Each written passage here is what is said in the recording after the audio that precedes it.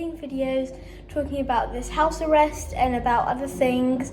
Remember to like, subscribe, turn on post notifications and share this video for family and friends. Hope you have a good time watching my dad's videos. Bye! Charlie, how are you, sir? I'm very well, Chris, and you? Yes, I'm. Every day I get happier and happier and more confused. It can be incredibly confusing because there's such a conflict of information out there. My journey started 6 years ago where I was told that this was going to happen, the collapsing of the world's economy. And I'll be honest with you, Chris, I thought it was a joke. And then 2 years ago, they told me that we're nearly there. We've got Trump in power, so we're nearly there. And now we've got him in power, we can do it. And then in December last year, they turned around and said, we've now got Boris in power in the UK and you're out of the EU, so we can now collapse the world's economy, including the Nazi states of Europe. And that was just a straightforward conversation, which I listened to. Did I believe it? Not really. But because I was like, really? How are you going to do that? And then, of course, when March came along, they collapsed it with a common cold, but they managed to buff it all up as this massive thing. And even the World Health Organization, the CDC, etc., had already downgraded it to nothing more than influenza back in March. And yet 4 days after they downgraded it, suddenly we went into a lockdown. I thought, wow, how easy was that? So yeah, it was a journey. And then, of course, when I was speaking to them in between, they were telling me the process, and I was like, we'll run it for a period on the virus, and then we'll change it over. And then we've got a vaccine to back that one up. To cause the mandate was to cause confusion and fear, which when you look back, you've actually done a brilliant job if that was your mandate. But when you're going through it, you go, I can't make head nor tail of this. It just doesn't make any sense. There was no logic. And I'm laughing my head off at the moment in Spain. We're 35 degrees and everybody's got a mask on. And if you just think back, only 3 months ago, we were told the virus is, number one, not airborne.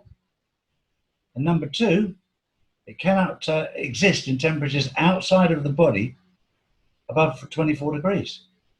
So we're at 35. And then you look at the Middle East, Dubai, Saudi Arabia, all masked up, mandatory masked up.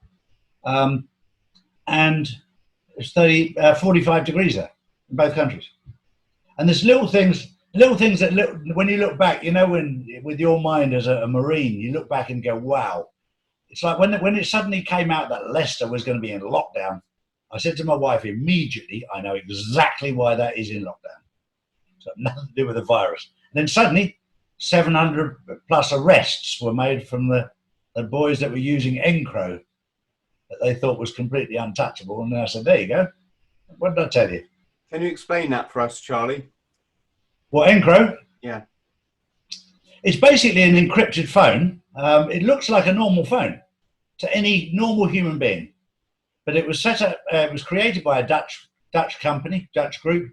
And the word on the street was it was for celebrities, so that they couldn't hack into their phones. The reality is it was 100% used by drug dealers, drug lords, hitmen, etc., by naughty boys. And I'll be honest with you, I had one about 5 years ago, and I had a PGP, which is another type of encrypted phone. So you could communicate with people. My biggest concern was when I was moving money that I wasn't going to get jumped, because we've had two people who've been jumped because they've obviously somebody's heard the conversation. In fact, I was actually jumped myself in Oxford Street in London, I don't know, 4 or 5 years ago, 6 years ago, so something like that. And then when I went, my daughter just happened to be, I was talking to my daughter on the phone when I got jumped. And she said there was something very strange about the way they were talking. So she contacted the police immediately. And the police said, we don't actually have any policemen on duty at the moment on Oxford Street, which was a very strange thing to hear as one of the busiest streets in London. But I got jumped by six people claiming to be police officers, and they weren't. that they'd obviously listened in on a conversation or something where on that particular day we were moving money around. And but when I say we are moving money around, I do the planning, and I've got teams who work for me who come from backgrounds like your own. Okay. Boys who I absolutely love. If you want to move some down here, you're more than welcome, Charlie. It's not my money, Chris. If it was, I would certainly do so. But yeah, that was the encrypted phones that the authorities, from what I understand from on the inside, they had accessed the information 4 years ago and have been tracking them for it, but they hadn't been able to put the pieces together till about 2 years ago. So these lads that thought they were invincible on these phones, everything was being recorded everywhere. But I've learned that in the last few years that you're not even safe talking face to face with people nowadays, because they've got drones with microphones they can drop from 300 meters on a fish wire right above your head, and you can't see it. It's just like a fly. Yes, of course. It's a couple of my guests lately I've spoke to have said, if you knew the technology we had 30 years ago that was kept secret, then you wonder what they might have now, sort of thing. Oh yeah. I just want to say, I don't want to talk too much about the thing, because everyone knows what we mean when we say the thing. Sure. Only because for people listening, as far as YouTube concerned, you have to agree with the official narrative if you're talking about it, right? Or I guess you just don't talk about it. But my answer to everyone is easy, because it's all in here. If you want to know what's going on in the world, or you want a rough approximation, why our language is changing, why these phrases that have come into play are there, why everything's been turned on its head, so stuff that's bad for you is now good for you. It's all in George Orwell or Eric Blair's 1984. It's incredibly frightening for those of us that read that book 20 or 30 years ago and thought, oh, it's just a book. And to see the totalitarian agenda come into play, and to see the people begging for it, I wouldn't mind. But if you could have the mask and you're allowed to wear a cape, Charlie, and give yourself a superpower, that would be all right, wouldn't it? Yeah, and I never thought I'd see the day where I'd walk into a bank with a mask on and ask for money. Yeah, exactly. No, they normally say, my local post office has got a sign saying, "Please take your baseball cap off." Right? Oh, yeah. You couldn't make it up. What I would want to say though, because I'd be a criminal if I didn't, is I haven't been ill for must be 18 years now. You say 17, but since this thing's gone, I'm probably 18 now, and that's just because I eat alkaline, what our ancestors would have ate in the nature. It's that simple, folks. Not chasing blooming cows around and eating them whole, but eating your green veg basically. So when your body's in that state, what I have found, and I think I'm allowed to speak my truth, is you physically cannot get sick. I haven't been sick for 18 years. It's all in my Commando coach playlist, if anyone's interested, the green diet, right?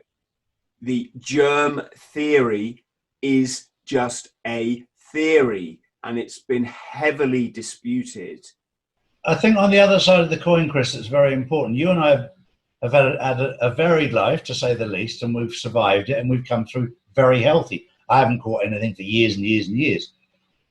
There are people out there who are not blessed like you and I, who haven't got access to clean water, who haven't got access to food, healthy food, who maybe have a very, very weak immune system, maybe, in Africa especially, in India. But there are some vaccines, I'm not saying every vaccine is wrong, there are some vaccines that have proved beneficial to certain people. But a complete blanket for them, I think, is morally wrong. That's just my own personal opinion. And as I've said many times in my videos, I'm not the Messiah, I'm just Charlie. And this is my view. And one thing that I dislike with the world right now is the fact that you can't have an alternative view. You have to have the mainstream narrative, otherwise your view doesn't count. Should we start by talking about this Q phenomenon? Yeah, by all means. Not that we haven't started yet, Charlie, but what's your take? Well, when I became aware of Q two years ago, and when I became aware of Q, I wanted to investigate what exactly it was and what were its roots and foundations. And I managed to trace it all the way back to 1962, when it was created. And that was as far as I could go to find out. And I've now since learned that there is ideas it might have started before that. But it was created by John F. Kennedy because he believed that they were trying to kill him. So he had a group of people that were confidants that he could trust with information to get it out there in case anything happened to him. And they worked inside the walls of the White House. Now, in America, they tend to have letters like Q and M and all this, whereas in England, we tend to have numbers, 007, whatever. And this was a group of people that he just trusted. Now, when he did get killed in 1963, they tried to get the message out, but every time they tried to get the truth out, one of them was killed. So they went to ground. And they went to ground for a number of years. They tried to raise their head in 2001 after September the 11th. And again, whoever was at the head of it was just disappeared, were never seen. So that I think they, from what I understand from inside information, they sort of regrouped but decided to keep very low profile. And then 4 years ago, they decided to make themselves aware, more visually aware. Now, the people that were putting out the information, which we now call Q drops, they were far more encrypted and far more geared for people like yourself with a military background that could decipher what they were actually putting. And my first sight into Q drops 2 years ago, I was like, whoa, what's that about? Because it was all codes and symbolism and numerology. I was like, wow. And you could see them matching up things that were saying. And then what actually got me was the fact that there was Q drops coming in. And then 2 days later, Trump was saying exactly what was in the Q drop 2 days ago. And then suddenly I woke up and went, there's something to this. And then it was pointed out to me as well on the journey that JFK's burial site in America is in the shape of a Q. And you can see that on Google Earth. Go onto Google Earth and type in JFK burial site. And it will take you to the burial site and you'll see the Q. The other interesting one that somebody brought to me the other day, Princess Diana's burial site is also in the shape of a Q. Is that because so it's buried on an island? That's right, with a lake around it with a Q in it. There's some pretty weird stuff around Diana's death. On the one hand, on the one hand, what we had the media saying it was this paparazzi, right? Which I think we all know now. Anything the media says is just simply not. I mean, my ground rule, and I'm sure you've heard me say it, is I do not believe a single thing in the media because the media don't like me. They work for a sociopathic nutcase elite, a bunch of psychopaths that hate me and hate my family. So why are they going to tell me the truth in their media channels? That they're clearly not. And even if they do tell the truth, they wrap it in their own layer, their own delivery mechanism to suit their own agenda. But going back to Diana, it's just some interesting stuff when you get into the historical side. And Diana was a Greek, the goddess of hunting. Yeah. And when she had her and Charles had their wedding, their honeymoon, they had the photo shoot at the hunting lodge in one of their Scottish estates, right? Sorry, the name's Balmoral. Was it? Yeah, I think it was Balmoral, right? And in that picture, Diana has what appears to be a jumper with I might be wrong here, but it looks like the Egyptian hunting dog. Was it not Osiris, but I am sort of chucking a few 2 and 2s together here, and I'm not trying to come up with 4 or 5, but I'm just saying it all gets a bit, you know, when you think about the ritual sacrifice that a lot of these sociopaths are allegedly into, then it opens your eyes up to a parallel world, Charlie. Would you agree? Totally. Like, I'm finding out stuff that I just could not believe to start with. Oh, sorry, sir. That was the point I was making. And where she was buried on was it the Althorpe estate? Yeah. That island was where they buried their dogs. Yeah. Their pets, right? Yeah. I'm just making, and then in the car, the white Fiat Uno that was seen that came out of the junction, and that is what made the Mercedes have to make that first swerve, which then threw it off balance and it hurtled down the tunnel, you know, into the post at 80 mile an hour. The chap in the Uno, who they later traced to it was an immigrant. That's right. Had a dog in the passenger seat, right? Yeah. I'm just pointing these things. I mean, there's a whole lot of other weird stuff, that, like the fact that the ambulance took God knows how long to get to the hospital, and there's rumors, let's just call them rumors, that it stopped off on the way to the hospital, all this kind of thing. But yeah, going back to the Q thing, Charlie, there's just always so much more going on, isn't there? Yeah. And the thing is like, I'm a bit like a naughty little boy that's been locked in his parents' bedroom, been locked down for 4 months now, pretty much. Like, I work in the Middle East, but I can't travel there. So I start looking in cupboards that I shouldn't look in, and looking in drawers that I shouldn't look in. I'm finding stuff I never thought was there.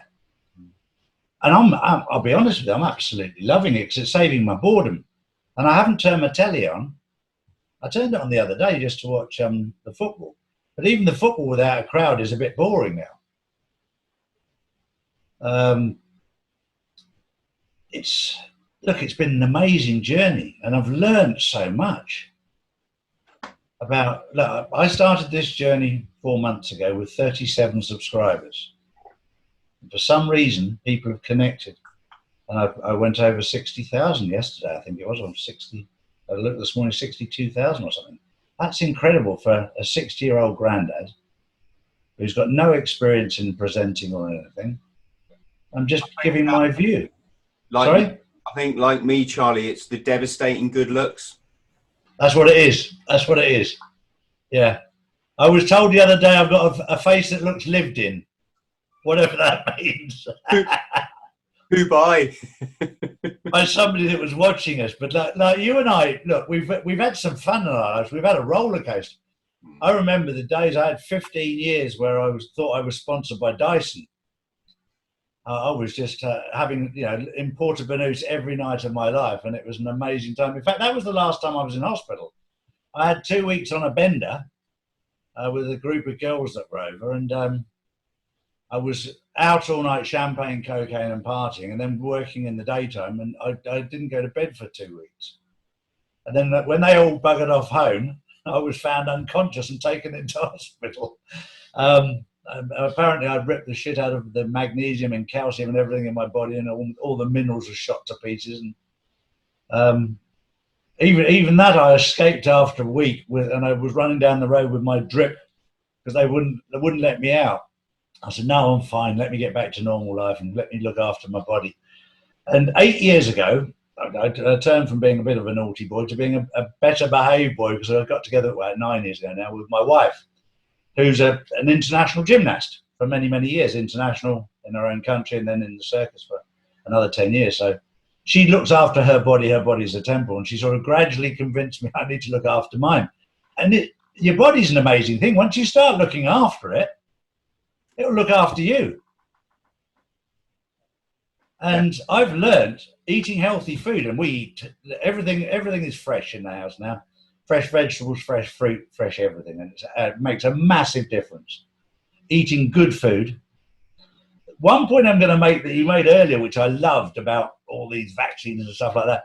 In my little journey, one of my favorite pieces of information that I absolutely love is that if you get a lemon and make sure there's no wax on it, because all the modern lemons are covered in wax, but make sure it's an organic or a normal lemon without any protection on it.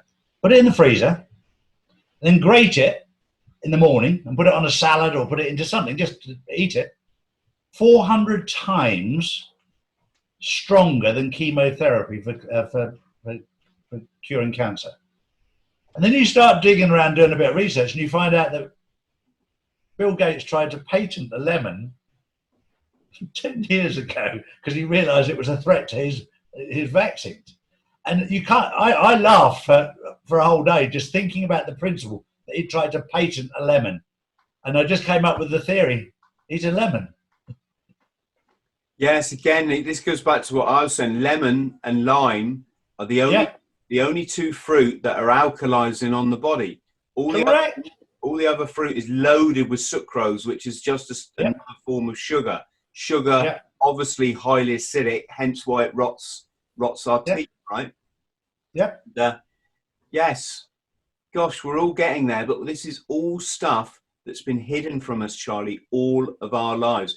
They tried to kill us, you know? I agree with you totally, because a lemon doesn't cost anything.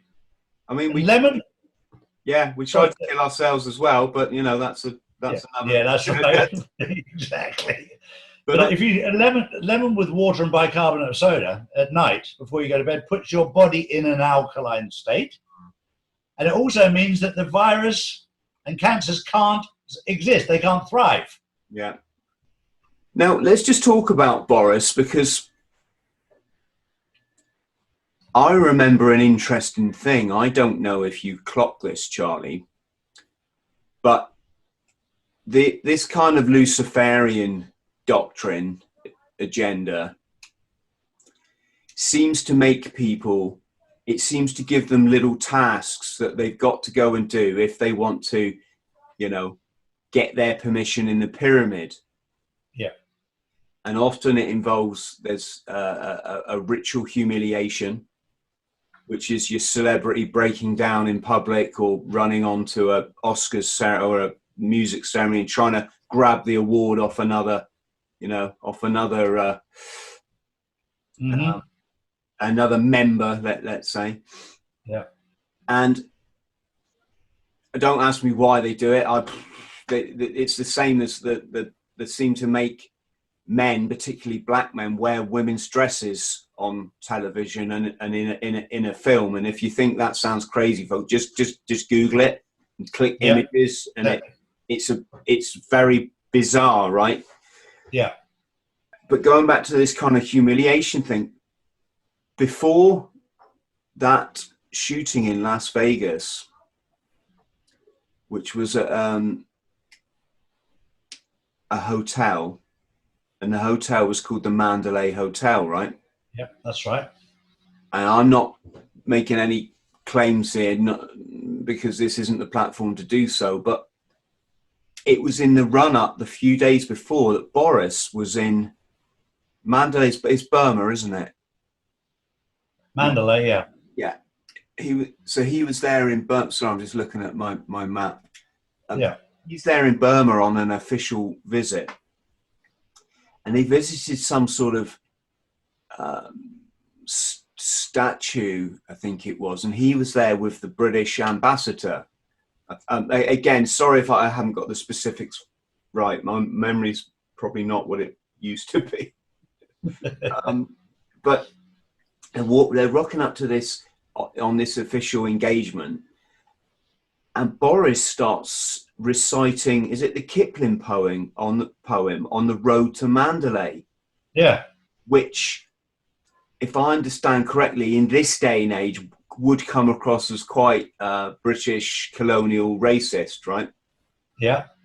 And the ambassador goes like almost sort of nudges him in the elbows and goes, "Shut up," like that, and you see Boris go, do his usual. Yeah.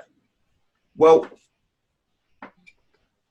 interesting, because again, part of the Luciferian agenda is you have to put out in public what you're going to do before you do it. So if you're going to commit a certain act on the public, you have to put it in their faces first. Yeah. Otherwise, you can't do it. I don't know what happens if someone challenges that act, whether that means they can't go ahead with their power play. But anyway, so there was a couple of things going on there. One, it could have been pure coincidence. Of course it could, right? Two, it could have been this humiliation, like this humiliation thing. I'm just coming up with ideas. I'm not saying this is what I believe, right? Sure. No. Three, it could have been the putting it in plain sight thing that I've just talked about. Yeah. But lo and behold, what happens to Boris the next year, or when becomes Prime Minister of the UK, like his little pat on the head reward, right? But then of course, going back, relating it back to the Q, there's another possibility, is that he was kind of giving a bit of a warning there, right? Yeah. Chucking a clue out for the masses. It's all fascinating, and I love talking to somebody like yourself who has a military mind, because I would have overlooked that until somebody points out and you go, yeah, do you know what? That makes a lot of sense. And one thing that's discussion between people like you and I is doing now is making sense of what's going on. And one thing I've learned with trying to make a puzzle, in the box that I've got probably the pieces of 3 or 4 puzzles. And some pieces seem as if they fit, but they're not right. Some pieces fit and they're upside down. So you need to get people with a clear mind and a clear perspective to make sure you've got the right picture. And that's what I'm trying to do by talking to everybody, is try and make out what the picture is. And it's incredibly difficult because of the smoke, the mirrors, the deceit, the fact that mainstream have an agenda and they have a mandate to stick to their story. It's difficult. With regard to Boris, I know that it was a critical part for him to be in power. And I've said in the whole conversation before, the day we start thinking our votes matter, it's amazing. Like for years, I've assisted in moving currency around the world to make sure that certain people get into power. It comes from certain countries. I never dreamt that that they had so much control over the UK and America as well. You know, they told me 6 years ago they were going to get Trump into power before he was even in the running, really. It was all part of a master plan, and it's a military operation. And if I'm to believe them, they're ahead of the game right now. And that's come directly from somebody who I know. Are we allowed to kind of outline who these people are without? Yeah, he's an ambassador for the US, so he's of a good standing. I've known him for 12 years, maybe more. I say 12 years because of the fact I've known him for a considerable amount of time before I met my wife. I said 12 years the other day, and the guy said, no, mate, we've known each other 19 years. I went, okay. But there's a period of life before I met my wife when the years sort of blended into one. So time was different in those days. But because we have to remember that JFK gave, you know, no disrespect, especially in the light of the current, you know, Black Lives Matter situation, no disrespect to Martin Luther King, but it was JFK that warned of the deeper, darker agenda, wasn't it? In his famous speech. It's so haunting, that speech, that I did wonder if it was faked, you know, whether it was some sort of voiceover somebody had done. But when he's talking about there are people amongst us that don't have I'm paraphrasing, but they don't have our best interests at heart. They work to their own agenda, you know. That's something that I did some research on recently, because I was gobsmacked to find out that the people who funded Black Lives Matter is George Soros and the Clinton Foundation. I thought, well, they're not black. And then all the money that comes out of Black Lives Matter goes to the Joe Biden campaign. I went, I don't remember him being black either. And it starts ringing alarm bells. Why are they doing it? And then the other thing I dislike, every life matters. And the reality is, Chris, I've traveled all over the world like you have. There's not one black lad I don't like. In fact, the only black lads I don't like work in government mainly.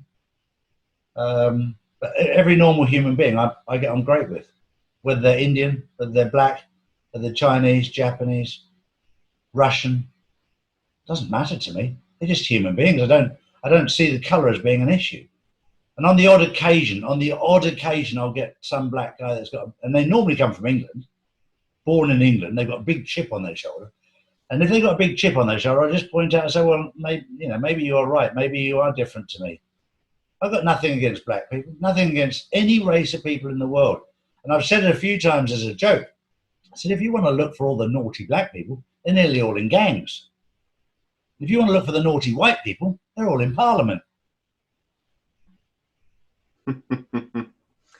Yes, it's just so obvious to the outside informed observer. This is order out of chaos, isn't it? You know, It is. Lock everybody up, then create an incident which ordinarily probably wouldn't have made the television. In the old days, it would have been hidden from the TV, you know. Thrust it out on all the mainstream channels and then watch everybody rip themselves to pieces. Again, the people that control the history control the future. So this is all the statues being ripped down. I'm not saying, you know, we got quite a few, well, we got at least 2 very famous slave traders come from Plymouth, right? Yeah. There's statues, there's even wine bars named after these guys. And I always think that's just like, Are you in Plymouth? how arrogant can you be to name your wine bar after the most prolific slave trader in the world? And that's what we had in Plymouth, right? And so, of course, nobody agrees with that. But we have to be careful, because history is written by the winners anyway. Sure. And without going too deep into that, again, because of the platform we're on, people would be so surprised if they knew our real history and not this sham that we spout as if we're all freaking heroes, you know. Exactly. You'd understand how the power balance in the world is maintained. Yeah. Until we question that history and we ask for facts instead of just drama and name calling. Yeah. Our children their future's doomed, you know. I'm going to mention one name that I've met in my life that was completely different as a person from what the mainstream media told us about to what he was as a man, as a human being. And I had the privilege of meeting him in Dubai, and that was Osama bin Laden. Hmm. I still know his family. The man is 6'7" tall, had a quiet, beautiful way about him, very humble, and just a very nice man. I mean, a really, really nice man. I was in shock after leaving his company. Number one, by his height, but number two, by his kindness and generosity of spirit as a man. Where you come from, your religion, the faith, that's all made to divide us. That again, I've had a number of debates in the Middle East because my wife is Muslim, I'm Christian. They were saying, "Oh, you can't marry her unless you're a Muslim." I said, "It doesn't say that in the Quran. It doesn't say it in the Bible. That's made up rules by man." And you see all these rules that are made up by man to divide. And when you and I grew up, we had Protestant fighting Catholic in Ireland. Same Bible, same God, different perspective. So I've got to kill you. What a load of bollocks. And then you've got the battle between Christian and Muslim, the battle between Sunni and Shia. All these different things, man-made creations, complete man-made creations. I don't believe in religion. I'm going to be brutally honest. I was born and brought up in a very strict cult, but I don't believe in it. I believe in faith. I believe in karma. Mm. Yeah, I've been involved in some cults, not intentional. Well, you don't get into a cult intentionally, No, but exactly. when you see some of the structures, some of the very popular structures in our society actually work along the lines of, if you get made to be afraid to leave an organization, that's a cult tactic, Yeah, it is. You face mass public flogging by your peers for having a having a different opinion. That's a cult, and that can't. If you think about that, then applies to quite a few institutions that we kind of laud. Yes, the whole Osama thing was interesting because, of course, while the events in New York were taking place, he was in the American hospital in, was it Dubai? Yeah. If the media was to be believed, I don't mean the mainstream now, I'm saying that it was in was it a magazine that he had very ill with I think it was kidney problems. Mm-hmm. And he was in the American hospital in Dubai being looked after. Mm-hmm. And then we had that situation where they had a no-fly zone after what happened in New York. And yet amongst the first people allowed to leave was the Bin Laden family. Was if you believe your mainstream, the biggest suspects in the biggest atrocity of all of our modern times were allowed to just get on a plane and fly out the country. Anyway, I don't want to. Well, they were business partners with the Bushes, then that's very public knowledge anyway. Yeah, of course. And well, I've learned some wonderful things from the Islamic world, Charlie. They're great people. There's good and bad in everything. Yeah, in everything. It really is that situation where they give you, when you're traveling in these parts of the world, they give you their bed and they sleep on the floor, right? Be unheard of in the UK. Unheard of to take a complete stranger off the street with a different skin color, invite them into your home, feed them your best food, and these are places that don't have a lot of money. Yeah, totally. Then give them your bed and then tell them they're welcome back at any time and please stay, right? Yeah. Just another couple of silly things. We got a rule in our family: you never play with food. You either eat it or you don't. That's it, right? Same. And we do that, and I learned that from traveling in. Exactly right. I learned that traveling in the Middle East, because when food is a scarcity and it is a gift from God or nature or whatever your thing is, right? And there's children dying because they haven't got any of that food, and adults dying, starving to death. You don't be like, you see these TV programs and YouTube channels where they just lay out a whole banquet and then destroy it, and it all gets put in the bin. It's wrong. in our culture, we don't understand what a crime, you know, what an absolute crime that is to be smug, making a 2-minute blooming YouTube video and destroying all this food. Even like they wouldn't throw a, you know, when you say, Charlie, chuck us a bread roll, and we will just do that without thinking. They won't even do that. They respect life so much, right? And also, and we're not talking about it, you know, radical extremists here, of course. No. And the other thing is, you can be in the poorest village, say in Mozambique, which is an Islamic country. And the kid, right, will get his bread roll out, and the first thing he does is break it in half and gives you half, right? I'm trying to get that adopted with my son, you know, that philosophy. But he's 5, but he's in this Western thing of break off the little breadcrumb and they are, Dad. So now my wife is Muslim but non-practicing. Her mother lives with us, is Muslim but practices, and just to keep her company, because she looks after our house. You know, I'm very blessed. You know, all the food is provided, and it's stunning food. And my wife's originally from Turkey. That's why when you did the interview with Robbie, she fell in love, because Robbie's wife is a percentage Turkish as well.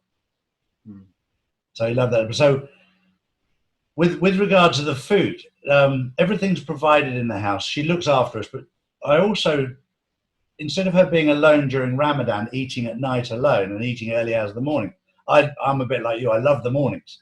So I'd get up in the morning and at 4 o'clock in the morning and have breakfast with her. And I'd try and do Ramadan. But then my wife stopped me after a week because I was an absolutely grumpy so-and-so, because I wasn't getting enough food. But I was trying to do it out of respect and to keep her company. But I still did it, but I ate in the day, but discreetly. But it was important to show respect. And I think this is something that we all need to learn right now. With every culture in the world and every color in the world, is the word respect for the other human beings that are out there. It doesn't matter what religion they are, it doesn't matter what color they are. You know, with respect, white people, the minute the sun comes out, try and look black, and black people try and look white, as Michael Jackson taught us. But so we're just all human beings, and once we learn to respect each other on that level, and don't play into the narrative that's going on out there, the political narrative, to divide us, which then makes us easier to control. Divide and rule, divide and conquer. Because if we all rose up together against the government, they'd be in trouble. So if we're divided, it makes us easier to manage. Yeah, I think we need to elucidate on our terminology here, though, mate, because government, full stop, puppets for the sociopathic, rich bloodline families that have been controlling the narratives for thousands, you know, going back to the pyramids, right?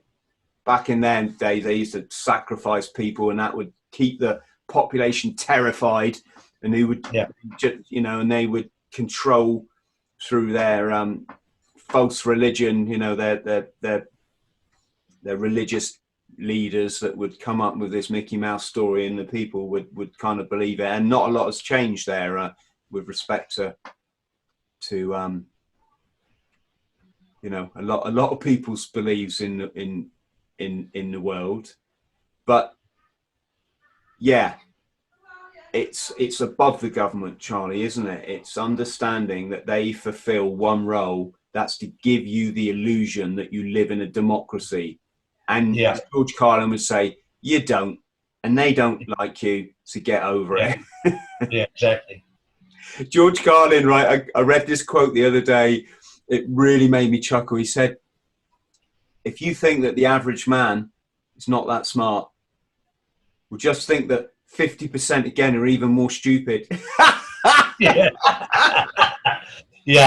Yeah. And I will hold my hand up and say, you know, before the events in New York, I was that person. You know, I probably started questioning things just because I'd been through my sort of drug phase then, and I'd been in combat, and maybe, you know, all the seeds were sort of sown in my life to to be a thinker, but it really took that mass event for me to go, huh? What? Yeah. Hang on a second. Someone's not telling the truth. And that was my kind of introduction to the rabbit hole, I suppose. Yes. And I think also, again, I'm very privileged because of who I work with to actually know people who are actually involved in it. So, because they led me to it in the first place. And so this is our source of information. It's very interesting also that Donald Trump right now is setting up a very similar system based on Q, but instead of one outlet, he's actually going to have 7 outlets for information so that 7 different people can form their own opinion based on the facts. And that they're all digital media people in America. So people that have got a following, they will be given the information from within. So you'll have a choice of 7 different, because we can all say the same thing, but in a different way. We can understand it in a different way. So Q is becoming more modified now to give it more of a diverse action, I suppose is the word, where they'll put out the information instead of just to one source, they'll put it out to 7 different sources.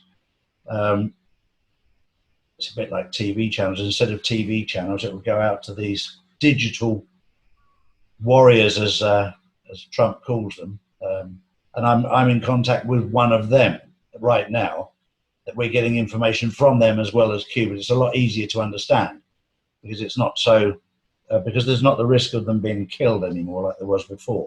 When we're saying they, Charlie, I'm being told there's a focus on sort of high up military bods that are exposing this information, and is this what it's claimed? The gentleman I speak to, I've done an interview with, and I've recorded the whole thing, but I've been asked not to publish it just yet. He was a pilot for the CIA from 1977 to 1980. And when he found out that every week when they were going backwards and forwards to Asia to America, when he found out they were transporting heroin and hashish at the time, he decided to leave because he wasn't comfortable with it. He decided to leave the CIA. But he was under the Official Secrets Act until 1999, 20 years. So in 1999, technically, he could have opened his mouth, but he realized that the Bushes, and then the Clintons, and then the Obamas were doing the same thing. So if he'd opened his mouth, he'd land up dead. And I was the first person that he spoke publicly to, and I have the recording, but I'm not allowed to use it as yet. He has to get permission to do so, because we covered a lot of areas that were incredible, absolutely incredible. You know, this man was a young man. He was 25 years old, 1977. He's now a lot older man. But interestingly enough, Trump has gone to these people, and he's one of them, and he is one of the advisors to Trump on the CIA that's left. And these are the people that are working together behind the scenes, putting the information together for Q. Because they can't get public. Did you say it was the pilot that was working for Trump, or another? He is now working with Trump. Trump has gone to the people who left the CIA for unknown reasons, were giving honourable discharge, but obviously they couldn't say anything then. And Trump has gone to all of those and got them all to find out what was actually going on in the CIA. And he's got hard evidence because he's got people firsthand that were involved, but against their will or without knowing what they were transporting. Yeah, so they're now working with the Q organization to put the information together. So yes, they're all military, nearly all military, all CIA operatives. Yeah, for anyone wishing to learn more about this, my friend Sean Atwood has written books on this drug smuggling that they did in the Iran. It was all interspliced with the Iran Contra affair, wasn't it? And the crack epidemic in which resulted. basically they flooded America with so much coke that coke lost its value. So they thought, right, how can we, you know, up the stakes here? Let's turn it into crack cocaine, which they did, which then had this kind of addiction epidemic. And then they all managed to blame it on one poor, is it? Yeah. The guy whose name slips my mind now. He's got the nickname. They managed to blame the whole thing on one guy on the drug side, and Colonel Oliver North on. Say again? Pablo Escobar. No, it's Ricky Freeway. Okay. Something. It was it was allegedly, he's the guy that I think he warehoused a lot of the coke when it arrived in America, and he arranged for it to be, you know, the chemist to turn it into crack, basically. But of course, he's just one guy in a massive, you know, underground network. And as I said, they managed to like put all the blame on him, and he went off to prison for a number of years. And of course, Colonel Oliver North on the government side. But yes. So going back to Q then, sorry, Charlie, I didn't mean to. That's right. No, that's good. I love these chats because, you know, no disrespect, well, I won't say where I live, but I don't get to chat to fascinating people. No, you know, I just don't. I don't know anyone that I can have this sort of conversation with. It's all on the internet, Charlie, you know, and sure. And this is why I started my YouTube channel, really, is I wanted to have chats like this. So sorry if it sounds like I'm talking a lot, but no, I love it. I loved watching you. I became aware of you obviously with the Robbie interview, and I just loved the chemistry of seeing two men talk together with open hearts and honesty. And it's so refreshing against watching mainstream media to hear two people just talking. Because like, I used to love Piers Morgan, but the guy's got such a big mouth and talks over everybody. He's more wrapped up in how wonderful he is and the narrative now, rather than letting anybody talk. Comes from a heart, Charlie, you know? Exactly. Well, I think that comes across. It comes across to everybody that it's pure, it's unedited, and it's real. And people are connecting with people like you and I because they're sick and tired of the bullshit. Mm. Yeah. And I've had this saying right from day one: if it looks like shit and it smells like shit, there's a fairly good chance it's shit. Oh yeah, if it walks like a duck and it looks like a penguin, then it's probably a duck penguin. Yeah, that it's almost that some of it just seems so hard to believe, isn't it? I think anything's possible, so it's not. It's almost like it's not hard to believe, but if you just use your traditional head that you've had since you were, you know, a baby, I think this is how part of the way they play the game, isn't it? Yeah. Well, Q is just a source of information that comes from within, without a shadow of a doubt. It's coming from within. And up until 2 months ago, it was far more encrypted. In fact, 2.5 months ago. And then suddenly I got a message from the man that I know saying, Charlie, we're past the critical point now. And then suddenly Q became a lot more easy to understand, which is interesting. Now the Q drops are pretty much laid out as to what's happening. You don't need a military brain to work them out. But Q's days are virtually at the end now. We're in the latter days of it, where Trump wants to have a number of sources of information coming out directly from him. And it's based on the theory that the mainstream media is not telling the truth. And he's always reverted to Twitter, which has really annoyed the mainstream media, because anything they say that's derogatory, he puts them right on Twitter and it comes straight from him. And the lovely thing with him is that, unlike me, I don't mind a gin and tonic at night. The guy doesn't drink.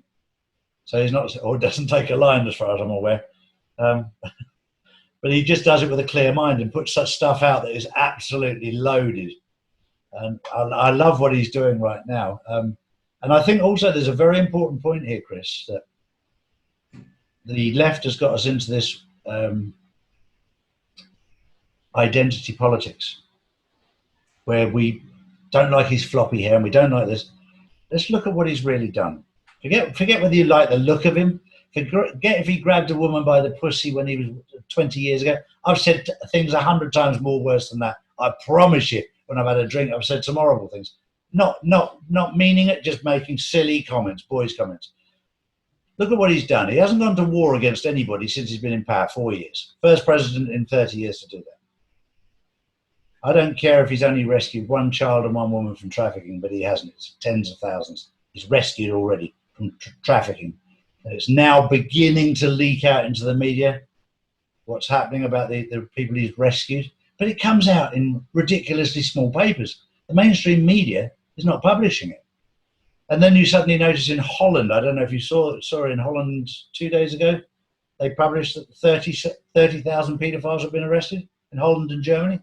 But it's in the Telegraph, but it's not on the mainstream television. And how many people nowadays really read a newspaper? The numbers are dropping rapidly, so they're putting it out in sort of, all right, the Telegraph will probably say to me, oh, we're a big newspaper. No, you're not considerate of the rest of the world news. You're not on the mainstream news. You're not cracking through mainstream news. You're just coming out in a 2-bob paper in Holland. That'll be rolled up and made into a joint later on today.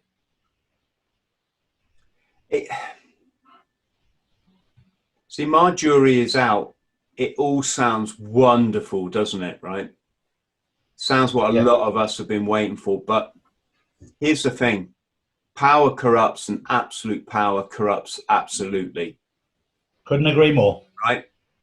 Q gives people power by the definition of they're doing this grand thing, putting this info into the public. If indeed it is a person, you know, if it's a group.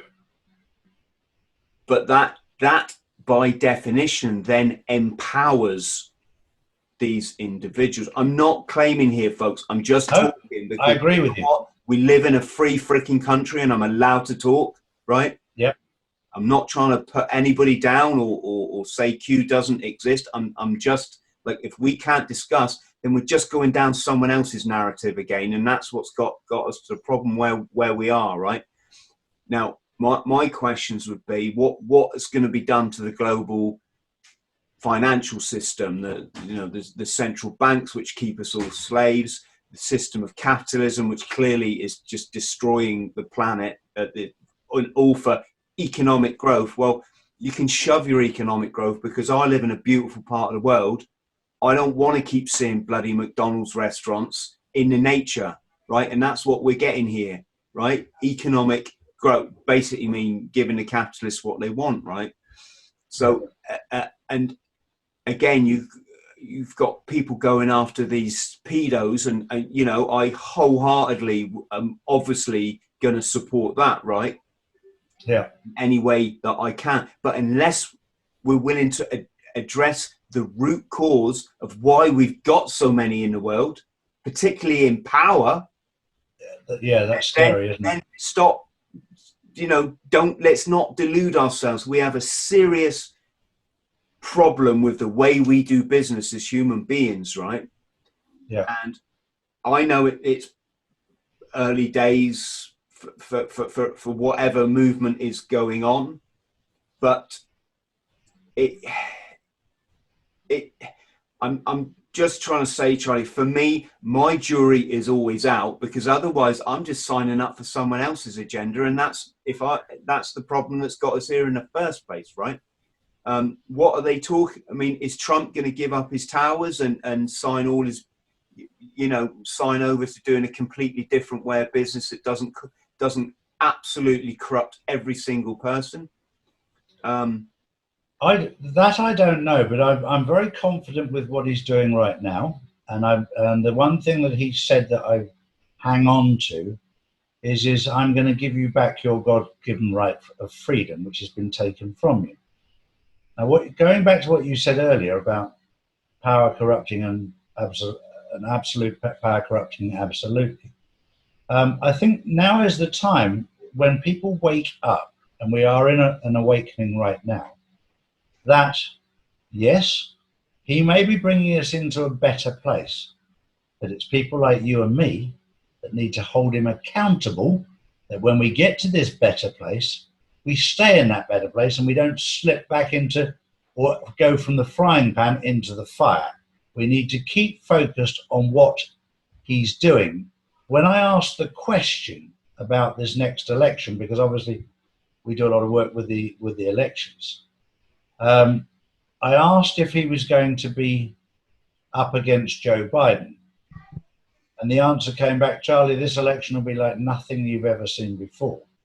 And I said, well, will Trump still be in power? And they said that will be his choice. If the job has been done, he'll be given the choice as to whether to continue or not. Now, you and I know about friendship between men. And the minute that he got together with Putin, I could see them two being the best of mates, and they are. They are the best of mates. Because Putin has what Trump wants, and Trump has what Putin wants. Putin wants world domination, and Trump wants 85% support of his own people. So they're like two little boys trying to work out a plan, but they need people like you and I to hold them to account. The Q thing does seem to be sort of America orientated, or is it just that I don't know enough about it? No, Q is America orientated, but the alliance, which is behind Trump, is 4 main countries: America, Russia, China, and India. And when I say China, just be careful on the interpretation of that, because we're talking about Jinping, the president, whereas the government itself is the deep state, which is being removed right now and replaced as we speak with the republic. And let me interject there. What are they going to do about this Khazarian mafia that seems to control the whole show? I mean, I've not heard any talk about, you know, who are the deep state, who is controlling. I mean, don't get me wrong, I know the fringe of the deep state, obviously the tentacles in the intelligence agencies own all the media. You know, I get that. I've no doubt that they're involved in some dark agenda which permeates this deep layer, which is why they think on a different kind of level to the rest of us. But you know, I'm always very skeptical of, you know, I don't know what I want, Charlie, right? But these people JFK talked about, who are they? You know, the deep state is a rebranding exercise, like Trump did with fake news from the word propaganda. Deep state, the old word for it before he came along, was Illuminati. And they're the people who run the world. So we're talking about heads of royal families. We're talking about heads of government. We're talking about CIA operatives. We're talking about NATO. We're talking about the people at the top of a number of charities. We're talking about people in power. If you're looking at the 3 pillars of the Illuminati or the deep state, the 3 main pillars are the Federal Reserve, the British royal family, and the Vatican. Yeah. So you have the money from the Federal Reserve and the Vatican, and you have the power. They're the 3 pillars of the Illuminati, or which is now called the deep state. And the tentacles come down from those 3. Now, I know factually that the Pope was arrested and he's in house arrest. I know that as a fact, because one of my security guys who used to work with you is actually looking after him in his holiday home, along with a number of others. I know that 350...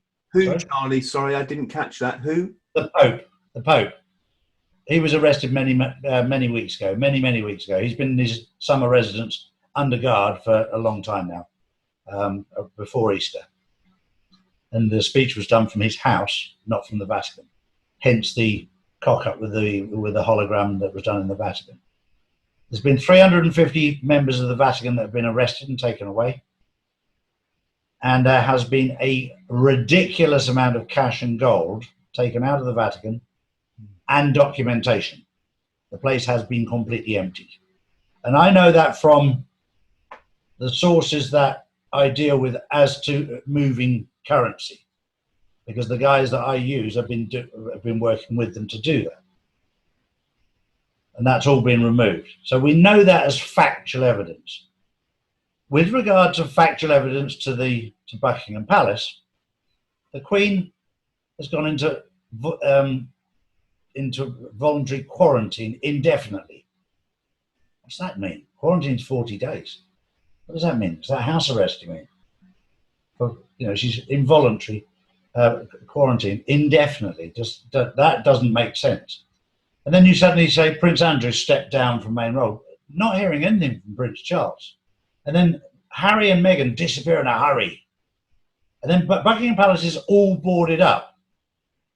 And we've had witnesses go there and tell us, Charlie, it is boarded up. And then the household cavalry are not there. You've got the Gurkhas and the Air Force who are manning it.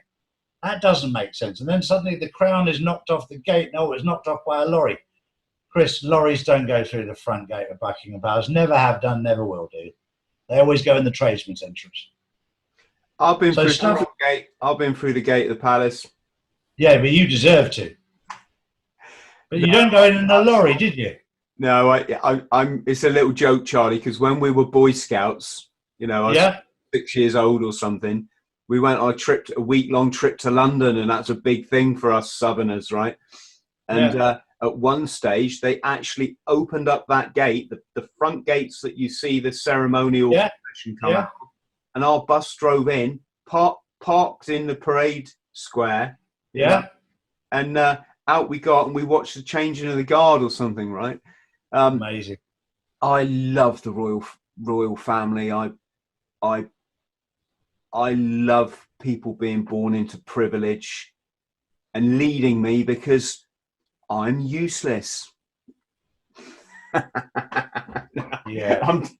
just making that point because when you're a 5-year-old, 6-year-old Cub Scout, it was all quite special. When you're a 50-year-old angry old man, it's all a load of phony baloney. I loved what John Cleese used to say. When you said that, made me laugh. John Cleese used to say, out of 1 million seamen, you were the one that survived. You were born a winner. So what you do with your life is up to you. If it goes wrong, it's your fault, nobody else's. You were born a winner. And what we've had to learn is what it is we have. We've all got something special, Chris. Mm-hmm. But sometimes we struggle to find what it is. Yeah. And everybody in this world. I don't know how you get to that point, Charlie, because I'm there. I know I am because I'm a child of this universe. I'm made up of carbon molecules or whatever. That's all I am. And once you accept that, life doesn't have to become an awful lot simpler, right? Also, you and I have hit the bottom before, haven't we? Yeah. And I was asking someone this question the other day. Do you need to hit that rock bottom in order to springboard off and find this enlightenment? I don't know. I'd love to think you can impart as a parent to your offspring the right teachings for them to grow up with this, I don't know if you want to call it a Christ-like understanding of the world. But it's what you said. Our ancestors are we are miracles of evolution.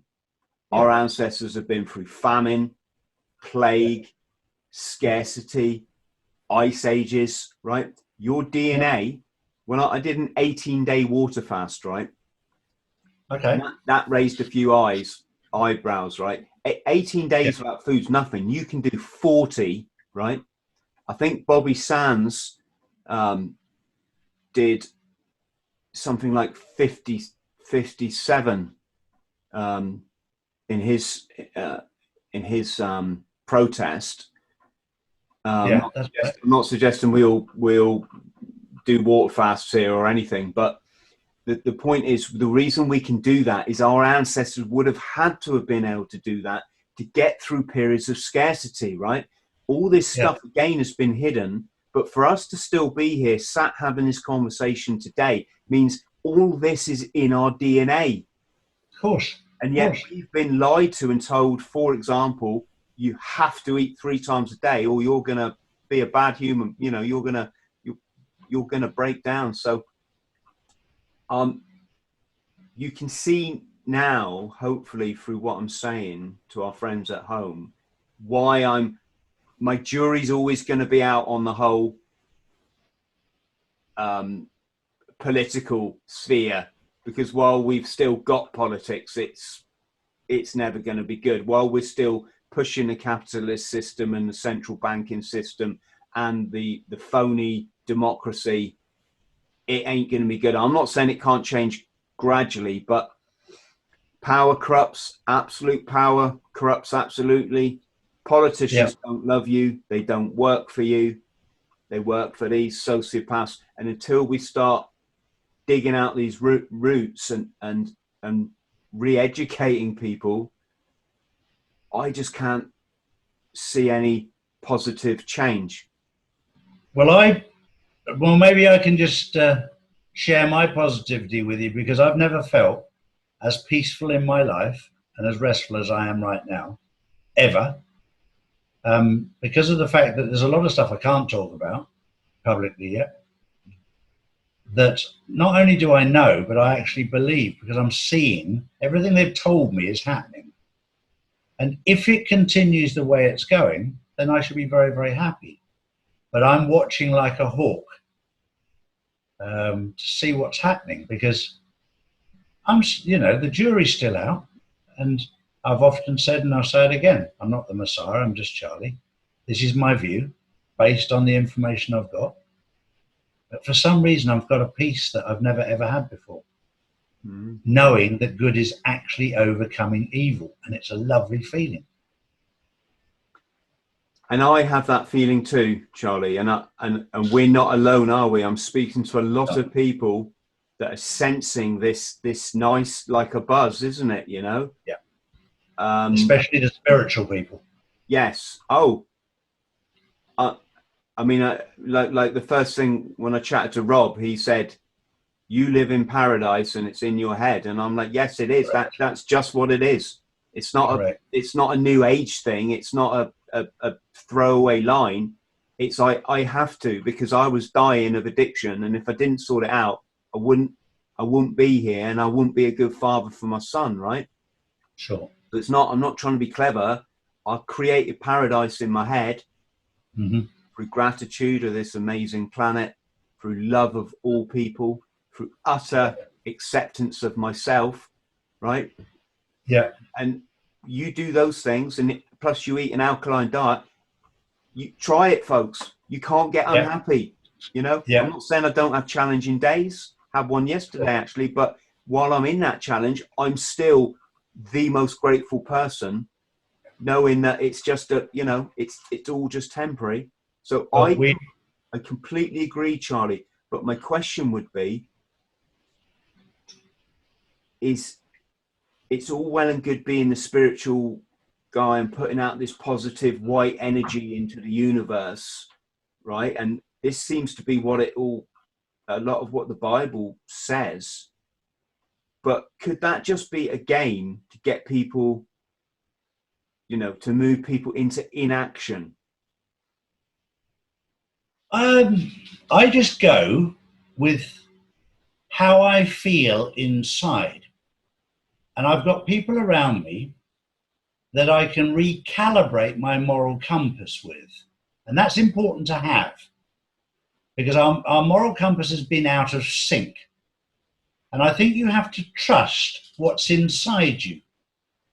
And sometimes you have to go back to a childlike state to get back to your compass as to where is right and where is wrong. One example that I use a lot is if you leave in a boat from New York and you're only 1 degree out and you're heading to Ireland, when you arrive across the Atlantic, you're not in Ireland, you're not even in England, you're in France. By 1 degree out. And when you leave, it doesn't seem like you're a long way out. And when your compasses can be a little bit out to start with, don't feel anything. Then suddenly, a few years down the line, you're so far away from where you should be at, you've got to reset it. And it's a good thing to reset your compass with friends. Friends who have I have a number of good friends who have a good moral compass. and they help me recalibrate mine, so that when I look at situations, I make intelligent, informed choices. Because there are many different perspectives on the same thing. And when you do that, go on. No, you finish. When you do that, you get a certain peace, because you look at it with the correct view.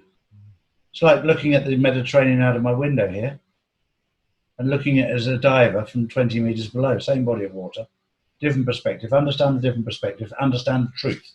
When you understand truth, then everything else becomes so much clearer.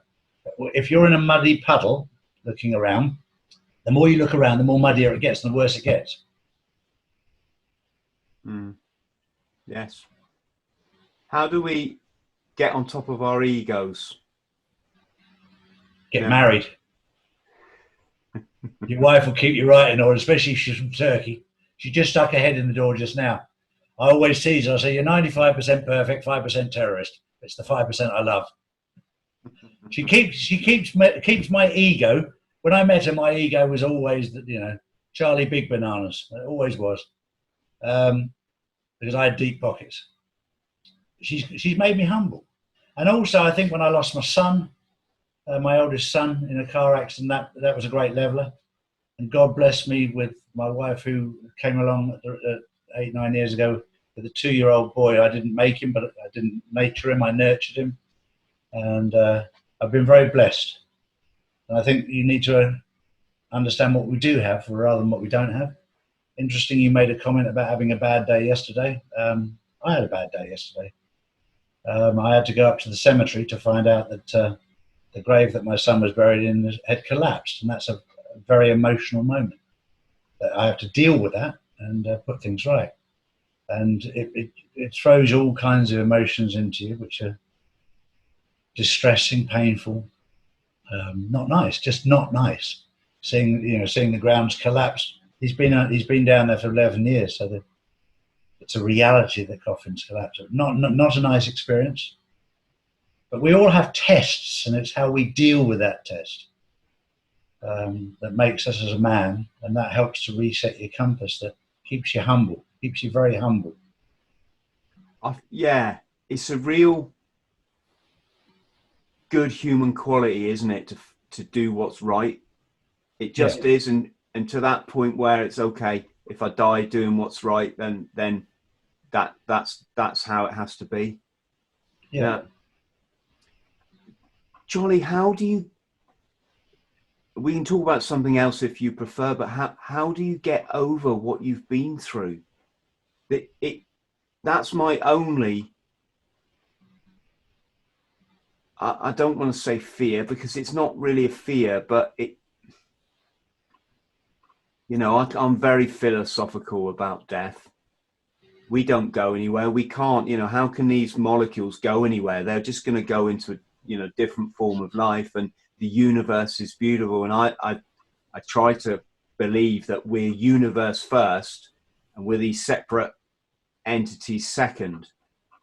It's almost as if you had a rock talking to a rock, you'd think it was utterly ridiculous that rock thinks it's got a personality and it's individual. No, this rock, I've got person. It's like, no, dudes, you're just rocks.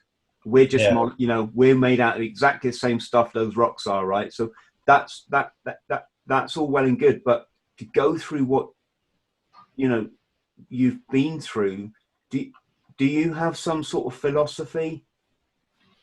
I think it's very much like a military soldier who loses an arm or a leg. You learn to live with it. You never get over it. You learn to live with it. And then what you have to do is realize what we actually do have, rather than focusing on what we don't have. I still have two sons, and I have a daughter. I have 3 grandsons. I have 1 granddaughter. I have a beautiful wife. I have a house. I have a roof over my head. Focus on what we do have rather than what we don't have. It's very easy to focus on what you've lost. And yes, it was very painful, very painful. It's not something you ever get over. It's not something you ever want to get over, I'll be honest with you. You just learn to live with it. And I always look back. I look back at, funny enough, a concert that I went to of Robbie Williams with my son. And we were invited to the after party with Robbie, and he didn't show up, which was a bit of a shame. He disappeared, and we'd heard from one of his security, he disappeared with Nicole Kidman. I thought, wow, what's he doing with her? Then a couple of weeks later, out came the song Something Stupid that he duetted with her. So that made a lot of sense then, but at the time I was like, oh, what do you have to go off with her for the night? I want to see, you know. That was just one of those moments. But that was, my son and I went to a number of concerts, which we used to thoroughly enjoy as father and son. We had a great relationship, and I'll miss him because he was an absolute character, a very successful boy.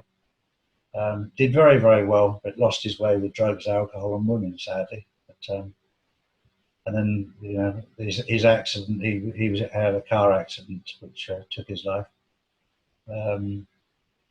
Your grandchildren, Charlie, are they his children, or is one is, yeah, Alessandro, who lives in Boca Raton in Florida. He's his son, and Alessandro was 18 months old when his father, my firstborn son, was taken from us.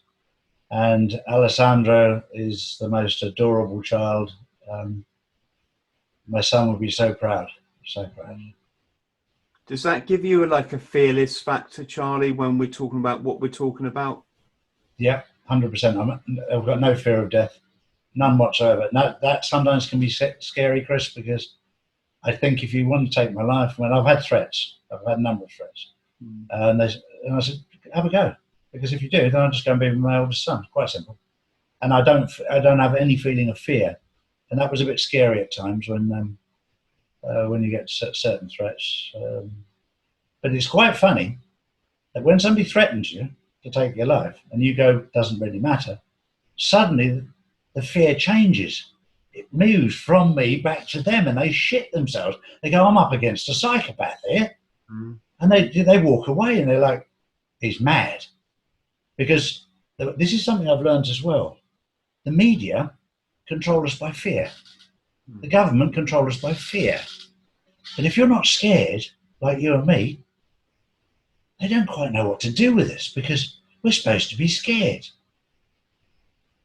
And that scares them. And the population, our fellow humans control us by fear, Charlie, don't they? Yeah, they do. And it's sad to see. I mean, I come, as you know, I was in the service community. It was a long time ago now, but still get guys my age, when they come on my podcast, there's things they won't say because they're all worried what everyone else will think about them. And that's why these people have us by the balls, isn't it? You know, and I had somebody ask me, was I worried about my reputation? At 60 years old, mate, that's the last thing on my mind is my reputation. All I'm doing is telling my truth. That's it. You like it, you don't like it, doesn't matter. For some reason, from 37 subscribers to over 62,000, 63,000, it's unbelievable for me. Unbelievable. I can't even work it out, but I'm getting over 1,000 messages a day, and I'm struggling to cope with them. But it's 99% of them are lovely, and you'll get the odd troll come in, and even trolls. Robbie must have hundreds of trolls, thousands of trolls. All they try and do is try and discredit you, but they hide their identity. They try and make you scared, and it's like, it doesn't bother me one little bit. I think it's funny. I feel sorry for them. They obviously don't have a life. Yeah, I don't really get trolled. I haven't got the subscribers you've got, but if anyone, my deal's really easy. Come on my podcast. If you want to come on my podcast, everyone is welcome. If you think anything I say is disingenuous, no, you can tell it's not. You can tell you're a straight podcast and tell me what it is about me that's disingenuous, and I'm more than welcome because Sure. because we need to stop this attacking people Sure. online, because it's a form of illness for all of us. You know, It it's is. not the way. It's not the way to do business. Is leaving a comment as an anonymous person, and then all that's doing is putting like a negative energy out there, isn't it? But they feed off it. They feed off it. They feed off fear. Like the governments, like the mainstream media, like the trolls, they're all the same. They all feed off making people scared. And the minute you try and front them up, they disappear. But I've decided that I'm not even going to bother feeding their fear. I'll just ignore them. I don't have the time. My time is dedicated to people that need my help and need to relay their fears, because I'll tell you for nothing, fear is a bigger killer than anything else that's going on right now. Yeah, very much so. And let's close off. Let's talk about the can we say the new King of England? Is that right? I want to get this very clear. With you probably know from my videos that I'm very good friends with Jack Kidd. He and I have been friends for a number of years. And whilst we were doing this investigation, he came along to me, and Jack is a lovely, lovely guy. And he said, Charlie, I think we need to investigate this guy, Gregory Hallett, Joseph Gregory Hallett. And I said, who is it? He said, he's claiming to be the new King John III of England. So I said, what? He said, yeah, that's what his claim is. He said, I think we need to investigate him. So I said, okay. So Jack made contact with him, and we arranged to do a chat. So we did a chat, and I said, look, from my point of view, I'm a bloke that's locked up. I want something to investigate, something to do to keep me occupied. So we did a bit of investigation. Then we found out there was something that made an awful lot of sense, but there was also a lot of bits that didn't. So we did an investigation. Then one of my other friends, David Mahoney, who's a film producer, he said to me, Charlie, he said, I'd like that story. He said, I'd love to do a documentary on it. I said, oh, why don't we plan to do that? So David Mahoney and Lee Dawson are both good friends of mine. They decided that they'd go over to England. I said, look, boys, this is new to me, but go and see if you can find out what's true. Find out the truth about what's going on, because this might be the biggest story in history, or it might be a complete load of bollocks. But go and have a find out. And I'm honest with everybody now. I'm an open book with this one. Is it true? Is it not true? There's certain things that make me think it is. There's certain things that make me think it's not. At the moment, I'm not even going to make up my mind until I've got all the facts. Then I can make it based on facts. Can you give? So they went over. Sorry. For our friends at home, can you just give us a little soundbite about what we're talking about? Well, Gregory Hallett believes he's had this calling because the one thing that in my research, when I checked, and most people know in the United Kingdom that the Queen and Prince Philip, as much as we love them, and I do, and I've never met them, but I have met Princess Anne, I thought the world of her. But as a royal family, I like them. But then you also find that they're not the most monogamous family in the world.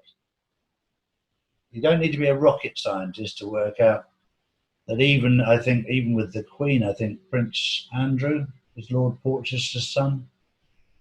And then you go back and you find out that Prince William is King Juan Carlos's son, and Prince Harry was James Hewitt's son.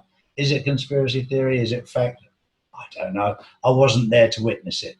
But there's that theory. And then you could find out that Princess Anne was unfaithful with Mark Phillips. Prince Charles was unfaithful when he was with Diana, with Camilla.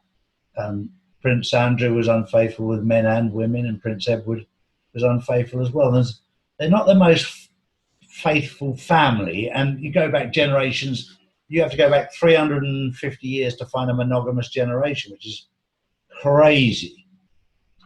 So the Queen, I think we all know that she came from the German line, but they changed their name from Saxon-Coburg to Windsor, and most people know Prince Philip was Greek. So that sort of all played into the process of let's have a look at it. Let's have a little look and see what the truth is.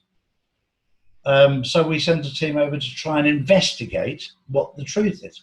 And then when they all started moving out and this sort of thing, it sort of played into the narrative. Or was it coincidence? It might be coincidence, Chris. I don't know. I really don't know. I love the Queen, and I think she's been one of the most monumental rocks the United Kingdom's had for a very long time. She's a person I looked up to as a leader, but was she the bloodline? Was she not? Is it supposed to be a bloodline? Is it spiritual? What is it? Do we need a royal family? I don't know. That I don't know. I like the idea. I'm a royalist. I like the idea.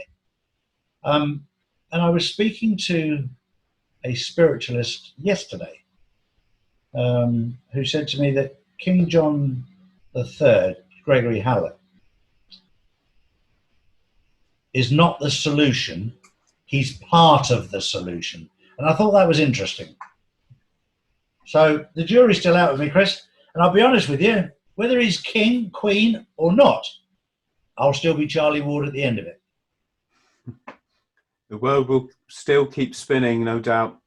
Well, but it's a lot of fun to investigate something like that, where somebody says to you, and they trust me to go into it like you would do, Chris. You're like me. Let's find out the facts. Let's find out the truth. Keep an open mind on the journey, because your mind's like a parachute. It's useless when it's closed.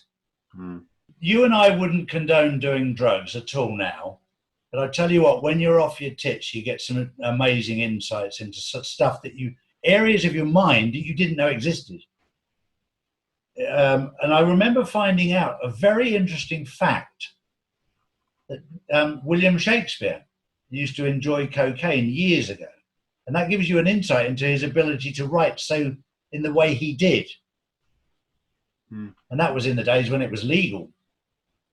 That was why he was brilliant in Star Trek. Yeah. Yeah. Like, a funny little aside, but one of my brothers has just gone into business with William Shatner. I'm sure William Shatner's got lots of businesses, but the guy's like 80 years old now or something, right? And he's still sort of sharp as a button. Yes, you do. The old substance thing does make you question things, doesn't it? And analyze things and be party to certain extremes of emotion that get you to think of life in a way you perhaps didn't before. Yeah. Well, it's been an absolute pleasure talking to you, Chris. It has, mate. It has, yeah. It's nice to have a couple of free thinkers just having a chat. I think I'm free. Not free in this family, though, mate. I'll tell you that. I'm under that one by a 5-year-old and a gorgeous girl, but I'm very happy about that. Totally, I couldn't agree more. So let's pick this up again soon, and see what unravels. Love to, Chris. Been an absolute pleasure. Yes, brilliant.